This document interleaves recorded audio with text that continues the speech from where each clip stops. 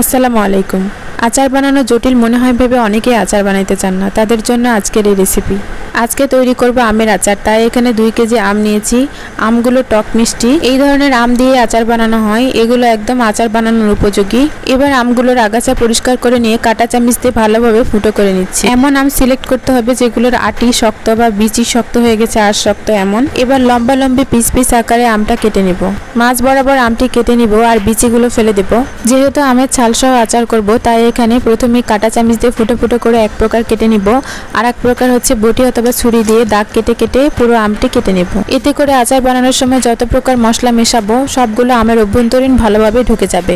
দেখতেই পাচ্ছেন সবগুলো আম কেটে নিয়ে শেষ। আমি এখানে 2 রকম ভাবে আম কেটে নিয়েছি। একগুলো হচ্ছে কাঁটা চামচ দিয়ে ফুটো ফুটো করে নিয়েছি, আর একগুলো ছুরি দিয়ে দাগ কেটে কেটে এভাবে কেটে নিয়েছি। এবার আমি 1 চা চামচ পরিমাণ ভিনেগার এবং 1.5 চা চামচ পরিমাণ চুন, অবশ্যই পান খাওয়ার পরিষ্কার চুন হতে হবে। চুনগুলো একটি বাটিতে পানি নিয়ে হাত দিয়ে এভাবে গলিয়ে নিচ্ছি যাতে করে দলা পেকে না থাকে। এবার একটি পাত্রে পরিষ্কার 1 গাবলা পানিতে মিশিয়ে রাখা চুন ও ভিনেগার পানি দিয়ে তার মধ্যে কেটে রাখা আমগুলো দিব। এবার চুন ভিনেগার পানি ভালোভাবে হাত দিয়ে এরকম কষলিয়ে নিয়ে আমগুলো আধা ঘন্টার মতো ঢেকে রাখবো। আধা ঘন্টা পরে পরিষ্কার পানিতে এই আমগুলো ধুয়ে নিয়ে 15 মিনিটের মতো রাইস কুকারে করে ভাপ দিয়ে নিব। এখানে চুন ভিনেগার পানি দিয়ে পরিষ্কার করার কারণ হচ্ছে অনেকদিন পর্যন্ত সংরক্ষণ করে রাখা যায় এবং আচার অনেক ভালো থাকে।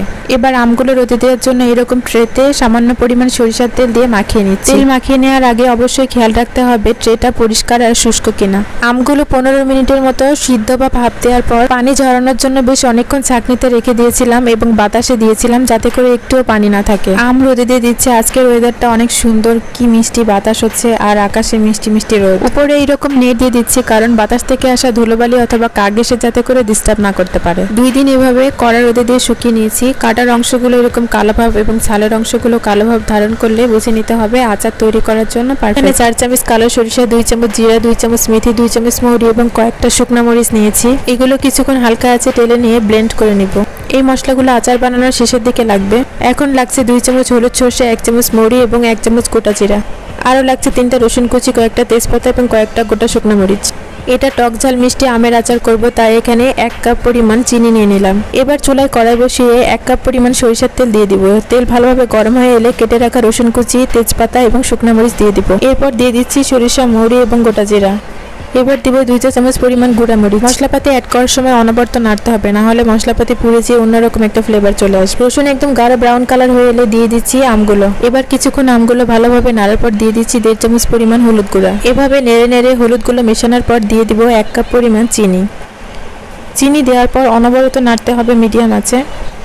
এভাবে ধীরে ধীরে ততক্ষণ পর্যন্ত নাড়তে হবে যতক্ষণ পর্যন্ত না চিনি গলে গিয়ে উপরে আঠালো ভাব চলে আসে।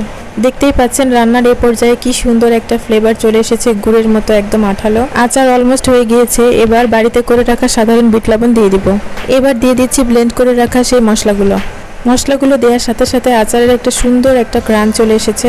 আচারে হরেক রকম দামি দামি মশলা অ্যাড করতে হবে এমন কোনো কথা নেই। এই মশলাগুলো অ্যাড করে দেখবেন অনেক সুন্দর হয় আচার। এই আচারটি আপনারা নিঃসন্দেহে 4 থেকে 5 বছর পর্যন্ত সংগ্রহ করে রাখতে পারবেন। তার জন্য আপনাদের যদি তেল ফুরিয়ে যায় মাঝে মধ্যে তেল অ্যাড করে এভাবে জাল করে নিতে হবে। কি দারুণ লোভনীয় হয়েছে দেখতে। আমার তো ভিডিও এডিট করতে চাই মুখে পানি চলে এসেছে। এটা কিন্তু শুধু মুখের কথা নয়, অতুলনীয় স্বাদ হয়েছে এই আচারটি।